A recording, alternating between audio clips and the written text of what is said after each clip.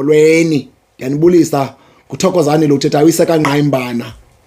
Namhlanje sithi umlomo awunamqolo. Hey, umlomo awunamqolo, amandla amazwi.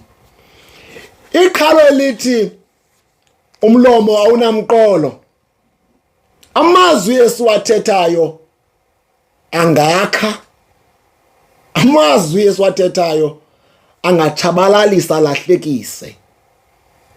Yho, umlomo awunamqolo, intsingiselo eliqhalo. Ilizwi lakho linokukhuthaza umntu okanye limtshabalalise, limtyhafise. Ilizwi lakho wakhethe amazwi owathethayo kwabanye abantu, ngoba umlomo awunamqolo. Masifunde ukuthetha amazwi akhayo, amazwi ondlayo, amazwi anobutyebi, amazwi antubululu, amazwi anencindi nobusi, kunamazwi akakayo, anekhala, anetyuwa, analanto ipepa. Nawe ipepa yintoni na? Masifunde amazwi achubekileyo kubantwana esibakhulisayo, kubafazi bethu, kwiifemeli zethu.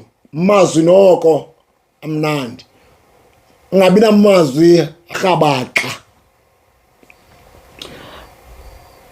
Sanamazwi ethemba, namazwi anoxolo, amazwi analanto mani. Bathi abantwana ezikoleni, amazwi ana-that thing. Yabona? Kuba ngamanye amaxesha amazwi ambalwa anokutshintsha ubomi bomntu ngokupheleleyo.